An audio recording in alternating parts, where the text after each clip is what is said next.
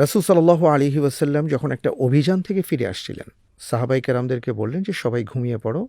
২ জন সাহাবা দরকার যারা পুরো রাতটা পাহারা দেবে। ওই যে ২ জন পাহারাদার সাহাবা, এর মধ্যে একজন তিনি চিন্তা করলেন বিগত দিন অভিযানের কারণে স্রষ্টার সাথে কথা বলা হয়নি। এমতো অবস্থায় তিনি তার পাশের ভাইকে, যিনি আরও একজন দায়িত্বশীল ছিলেন, তাকে বললেন, ভাই এক কাজ করো, তুমি ঘুমিয়ে পড়ো, আমি মধ্যরাতে তোমাকে ডাক দেব। সেই সাহাবা যখন দাঁড়িয়ে সালাত আদায় করছিলেন, সূরা ফাতিহা তিলাওয়াত করলেন, তারপরে আরও তিলাওয়াত তিনি করছেন।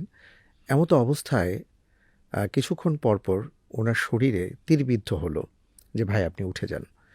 তো উনি যখন দেখলেন যে ওনার পাশের সাহাবা, যিনি এতক্ষণ দায়িত্ব পালন করেছেন, তার শরীরের মাঝে তীরের আঘাত, বর্ষার আঘাত, তিনি চিৎকার করে উঠলেন যে ভাই এত বড় সর্বনাশ হয়ে গেল, আপনি আমাকে বললেন না কেন? তখন তিনি এটা খুলে বললেন, আমার সালাদটা আসলে জীবন্ত সালাদ হয়ে গিয়েছিল।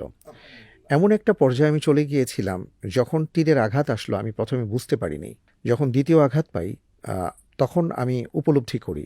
যখন বর্ষার আঘাতে চামড়া ভেদ করে, গোশত ভেদ করে আমার হাড়ে গিয়ে আঘাত করে এবং ফিনকে দিয়ে রক্ত বের হয়, তখন আমি আমার জীবনের উপর শঙ্কিত হয়ে পড়ি।